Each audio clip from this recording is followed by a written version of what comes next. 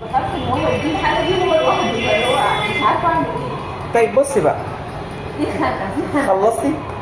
قلت كل الشكوى بتاعتك اللي ما طلعتش اساسا شكوى، هرجع تاني لنفس الكلمه. قلت لك طالما انا قاعد عمال اضحك معاك اهو، وقاعد عمال اقطعك في الكلام، وعمال اضحك، في النهايه خالص اللي نايم فلات قدامي، ركز بقى في كل كلمه هرد لك عليها. ابنك نايم فلات قدامي، لا شرق ولا ازرق ولا قطع نفس ولا عينيه برقت ولا رفص الترفيصه وهو قاطع نفس، اللي هي ايه، اللي هي تعدي تقدري تعديها، اللي هو ثانيه 2 3، مفيش من الكلام. حلو الكلام. يبقى رقم 1، ابنك ما عندوش الارتجاع الشديد اللي يستدعي ان انا بقى قلقان على الواد الصغير واغير لك نوع اللبن.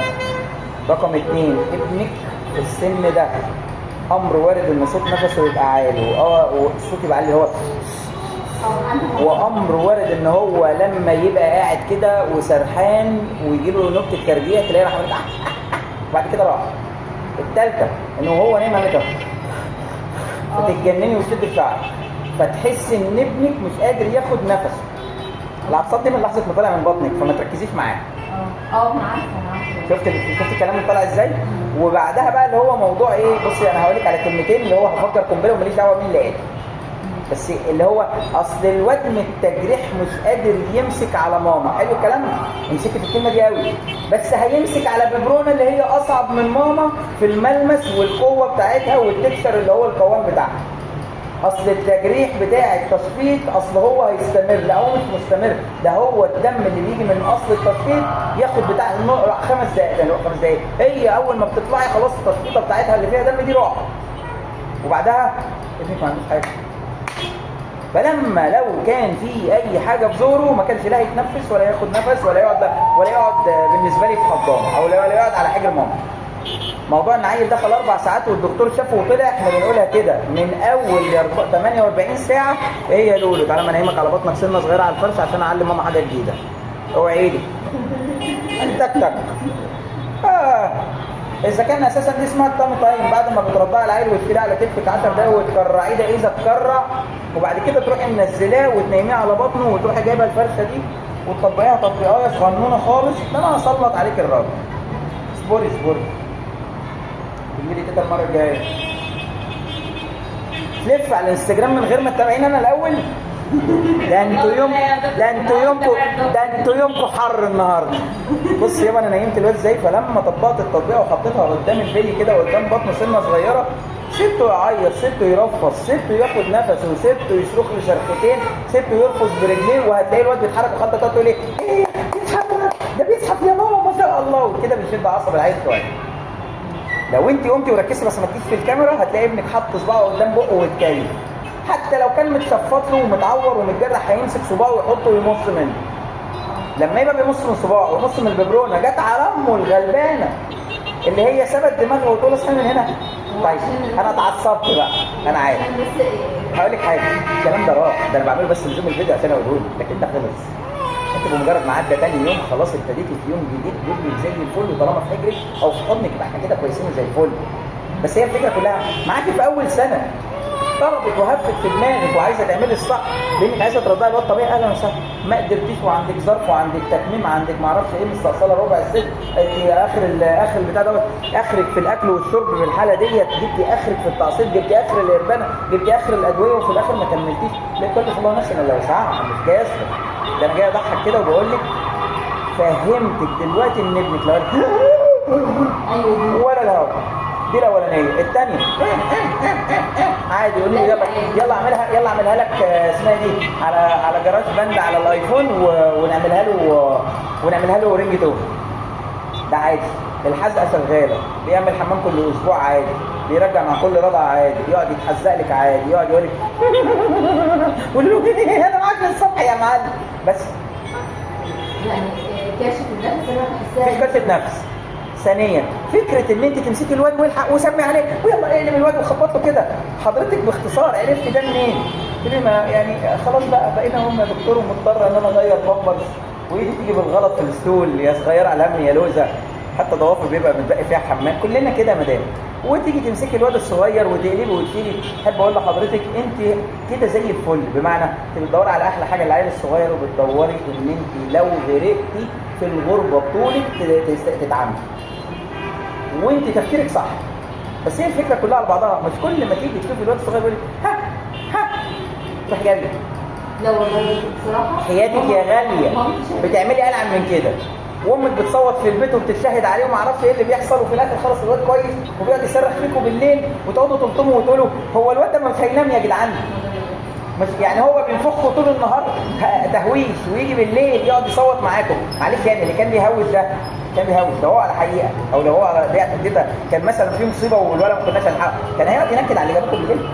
صباح الفل ست لسه الباقي ده مهم قوي. هو بس انا كنت عايزه اخد عينيا ده ماما ومرات اخويا عشان ما عايزين هاتي بلاش سكينه. بصي انت ممكن تحط مطه تحت رجليك كده اللي هتقرب لي لا هزعلها. ماما برضه تتخضوا يعني ما هو لازم كله يتخض يا مدام. معلش في الكلمه وقت الجد اللي هو ايه يا عيني يا بنتي ويروحوا طبطبين عليك وانت تقعدي تعيطي واخده ابنك على حضنك وخلص. ابنك عمال يقطع رضاعه وانت لسه قاعده مكانك بتعملي ايه؟ طالما صباع الواد ما بيجيبش لبن والتتينه ما بتجيبش لبن يبقى امر وارد ان ماما حتى لو هي حطبه ما عندهاش حاجه خالص، امر وارد واحتماليه انه يمسك فيها. ده رقم واحد، ده كلام اجابه اهو تنميه بشريه. الثاني حتى لو انت ما عندكيش خالص وبينزل من حضرتك 5 6 نقط بنسميها كده في اللبن الطبيعي. احنا بالكواليتي مش بالكوانتيتي. يعني بالكواليتي يعني ايه؟ يعني انا نقط الفيتامين د هم 4 نقط فيهم الخلاصه. اللبن الام النقطه الواحده هي فيها الخلاصه كلها. انا نفسي افتكر الرقم اللي هو بتاع كام جسم مضاد او كام حاجه مناعيه مضاده مش عارف معدي كام مليون في النقطه. فتخيلي انت كل خلاصه مناعتك بتنزل في نقطه اللبن بالنسبه للعيل الصغير. فلو بالمنظر ده مش عايز اقول لك تنقط طول اليوم تقعدي تجربي تعصير كده ونزلت نقطه يا حبيبي انا مش مستخسراها فيك. الثالثه هتشغلي دماغك شعرك هيقع لان دماغك هتسخن فشعرك هيطقف الدنيا هتقع في الاول خلاص هيعمل زي السشوار بعد كده تطير. فايه موضوع اصل هم اتخضوا. لو هم اتخضوا بجد ده امر وارد والناس دي عندها حبه كده بلاش اقول عندهم دم عندهم حبه كومن سنس كده وطيبين وحلوين وزي الفل. بس هي الفكره كلها احنا دايما بنقولها كده لما يبقى اب قاعد جنب عيل صغير ولا العيل الصغير ايه حبه تكتك حبه تحزق حبه ضرب حمام حبه صرخ صرختين هل هتلاقي بابا بيقول الحق الولد الحق ولا هيعمل ايه؟ يا منال تعالي خدي الواد على ما يركز وعلى ما دماغه من كتر اللي هو محطوط فيه فيبتدي يعي ان الواد في حاجه وبعدين ينادي عليكي فانت تقومي من حمامك ولا تغسلي ايدك من الصابون بتاع المطبخ وتيجي وجايبه طبق معاكي وانت جايه ما اعرفش كان طبق ايه بالظبط يعني وفجاه وداخله على الولا وتلحقي وتقول له حرام عليك الولا يكون الولا ولا اي حاجه رجع شويه حط وشه فيهم شويه قعد يجيب راسه على اليمين وشمال وسكت وعمال يقول اها. فهو لما يجي يقول كده يا ابنتي احنا بنسكت. السخنه والزراء والرعشه اللي بتجيب يعني هو انا ما قلتلكيش؟ لا هو انا ما قلتلكيش؟ هم كده الاربع شهور الاولانيين وبعد الاربع شهور من 4 لحد 10 شهور ليفل تاني اللي هو بيسموه انترفال اللي هو مرحله انتقاليه عشان من بعد السنه ببساطه جدا انت اللي هو بيسموها ايه دلوقتي انت اللي هو انت عبيد. الليفل اللي بعد كده انت الفلبينيه.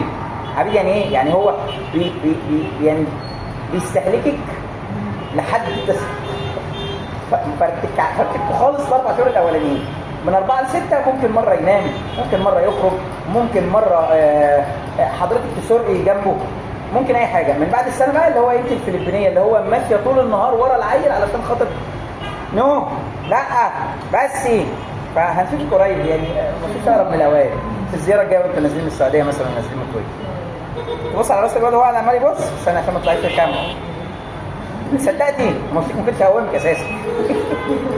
عمو هاني سلخ ماما وداها عند الكرسي وراحها مرتين 3.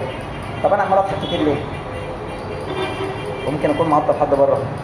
هي الفكره حاجه واحده ان انا كسرت كلمه اصل احنا جربنا ولحقنا وشفنا ودورنا. انا ما زلت لحد النهارده بحاول اطلع من دايرتي دي علشان خاطر تخيل انا ممكن دايرتي تبقى اوسع من دايرتي في سن صغيره بس تخيلي بقى لما ابقى انا في وسط دايرتي دي وبصيت براها اكتشفت ان الموضوع اساسا اكبر من كده بكتير فهديت نفسي لان انا ما عنديش حاجه.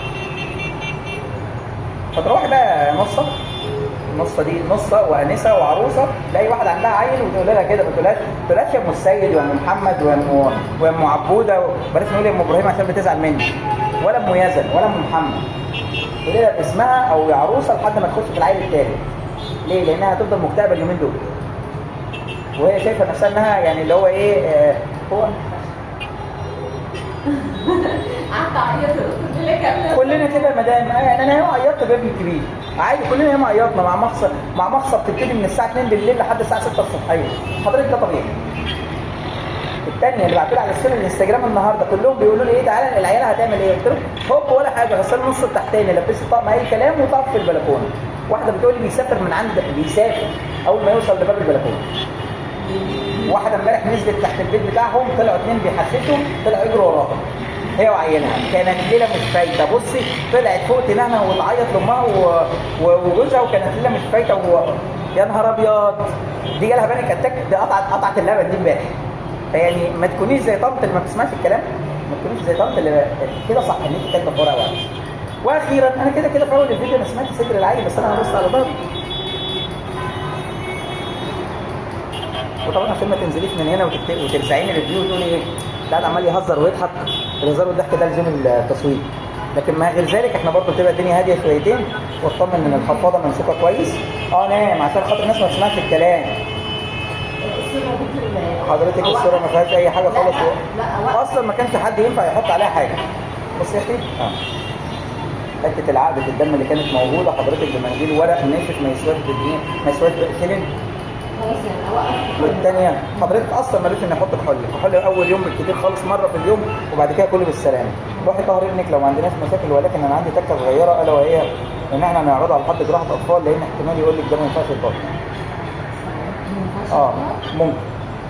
فهنعرض على حد جراحه اطفال وعجلي لي بالكشف بتاعه اي حد هنا في الزقازيق او اي حد انتوا بتتعاملوا معاه علشان خاطر بس بيفتح الجلده اللي قدامنا لانها ملتهبه شويه وبعدين بيوسعها سنه. دي كده انا بغير عليها سواء اي كريم احطها عندي وبعد كده بتفتحي هو اللي بيفتح وينظف ويطمن هل هي مجرد التهاب بس ومديان الشكل ده ولا الواد عنده مشكله في فتحه الميه فيبتدي يتكلم عليها. قلقتك؟ لا خالص احنا كده بنطمن. خصيتين زي الفل. الحته اللي فوق دي اسمها ميه على الخصيه.